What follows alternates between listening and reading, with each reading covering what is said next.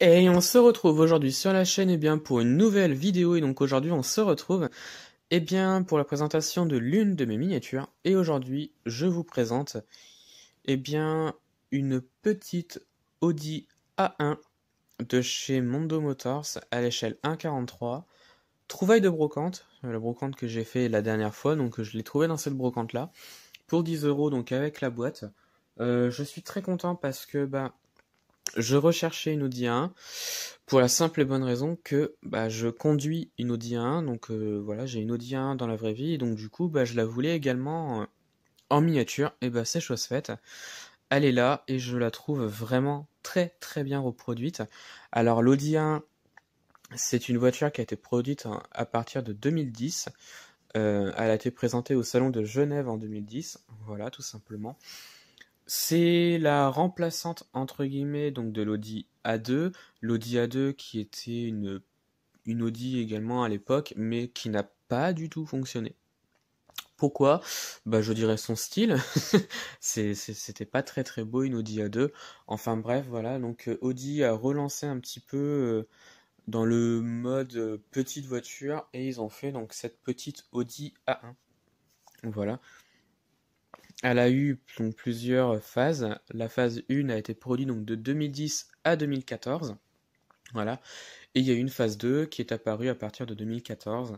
Il y a eu plusieurs versions différentes sur une Audi A1 entre Ambiente, Ambition, S-Line, Ambition Luxe, les versions Sportback qui étaient les versions 5 portes de la voiture.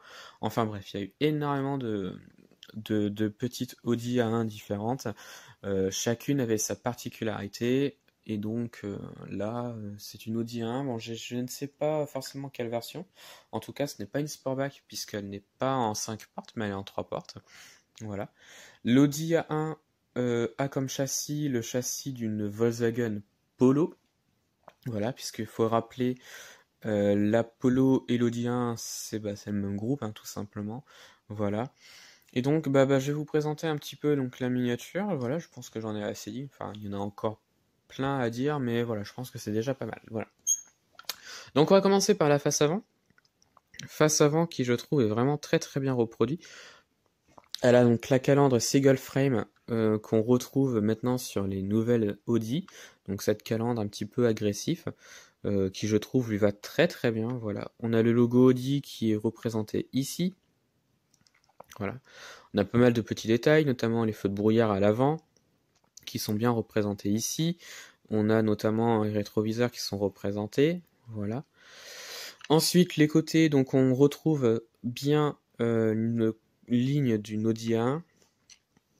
Voilà. Pardon. Les pneus sont en dur, on a des enjoliveurs qui sont, je trouve, vraiment très très bien reproduites.